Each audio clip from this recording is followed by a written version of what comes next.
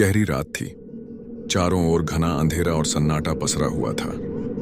बारिश की बूंदें धीरे धीरे बस की खिड़कियों पर गिर रही थीं और सड़क के किनारे लगे पेड़ हवा में झूम रहे थे। रवि, एक युवा यात्री, देर रात की बस पकड़कर अपने गांव लौट रहा था। यह एक पुरानी सरकारी बस थी जिसमें गिनती के ही यात्री थे। ड्राइवर और कंडक्टर भी चुपचाप थे, मानो किसी अनजान भय के साए में हो। बस धीरे धीरे सुनसान रास्ते पर बढ़ रही थी। तभी रवि की नजर सामने बैठे एक व्यक्ति पर गई। वह व्यक्ति अजीब सा था। चेहरे पर अंधेरा छाया था, आंखें गहरी और शरीर ठंडा और निश्चल। जैसे ही रवि ने गौर से देखा, उसे महसूस हुआ कि वह आदमी हवा में थोड़ा ऊपर उठा हुआ था। उसके पैर जमीन को छू नहीं रहे थे। रवि का दिल तेजी से धड़कने लगा। उसने इधर उधर देखा, लेकिन बस में मौजूद बाकी यात्री भी अजीब से लग रहे थे। सबकी आंखें खाली और बेजान, कोई भी हिले डुले बिना सामने देख रहा था। उसे ठंडी हवा का एक झोंका महसूस हुआ, जबकि खिड़कियां बंद थीं। डरते डरते उसने कंडक्टर से पूछा, भाई साहब, ये बस कहाँ तक जा रही है? कंडक्टर ने बिना उसे देखे ही जवाब दिया, जहां तक तुम्हारी किस्मत ले जाए।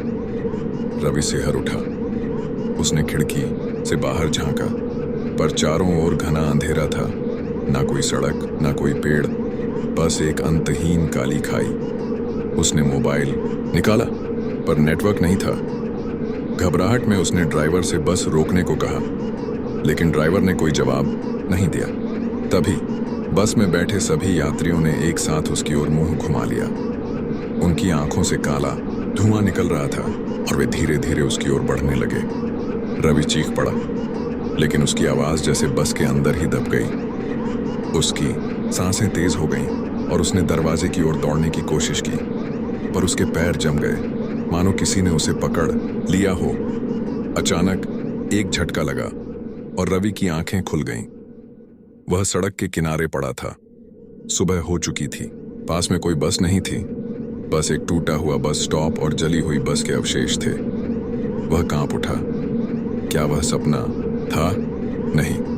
उसकी जेब से वही टिकट निकला जिस पर तारीख कई साल पुरानी थी। तो क्या वह बस भूतिया थी? अब भी उस रास्ते पर कोई देर रात सफर करने की हिम्मत नहीं करता, क्योंकि कहते हैं जो उस बस में चढ़ता है वो कभी वापस नहीं आता।